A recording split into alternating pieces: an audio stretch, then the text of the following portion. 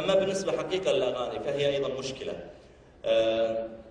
أنا بسألكم سؤال يا جماعة، عمركم سمعتوا مغني يغني في الحث على صلاة الفجر في المسجد؟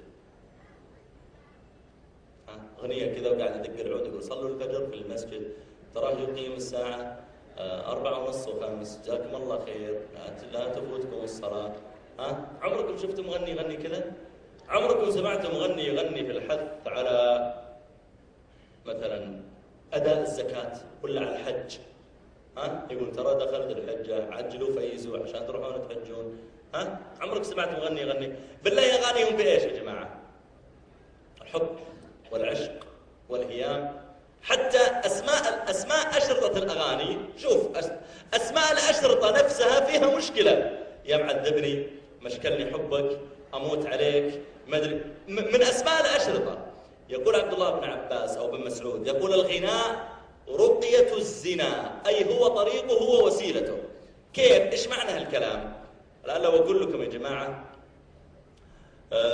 عند اللفة اللي عند الإشارة اللي هنا كان فيه سيارة جيب لاند كروزر موديل 90 عنابي، كان بيدور ياخذ التير من عند الإشارة، وجاء لاند كروزر أسود وصدمه، وانقلب اللاند كروزر الأسود 3 قلبات.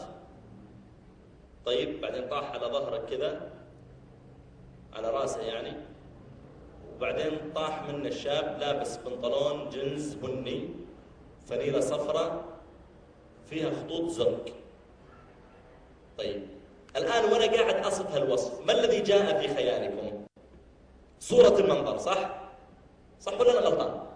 صورة المنظر من غير ما أقول لكم تخيلوا، يعني بمجرد كلامي مباشرة ذهنك صور المنظر أمامه.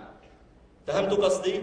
إذا لما يأتي مغني ويغني ويقول مثلا وضميتها وحبيتها وشعرها، يتسابق إلى ذهنك مباشرة صورته، هو يفعل ذلك.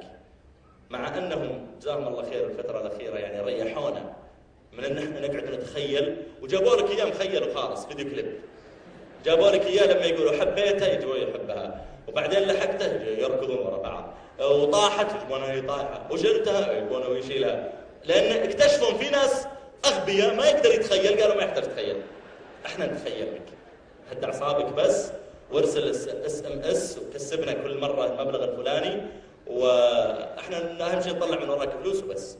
ينبغي يا إخوان أن نعقل في الحقيقة مثل هذا، وأن الإنسان يطهر، يعني مثل ما قال ابن القيم طهر سماعك إن أردت سماع ذياك الغنى، يقصد غناء أهل الجنة، يقول طهر سماعك إن أردت سماع ذياك الغنى عن هذه الألحان، والله إن سماعهم في القلب والإيمان مثل السم في الأبدان، والله من فك الذي هو دأبه أبدا من الإشراك بالرحمن، فالقلب بيت الرب جل جلاله حبا وإخلاصا مع الإيمان، فإذا تعلق بالغناء أصاره عبدا لكل فلانة وفلان، حب الغناء حب الكتاب وحب ألحان الغنى في قلب عبد ليس يجتمعان.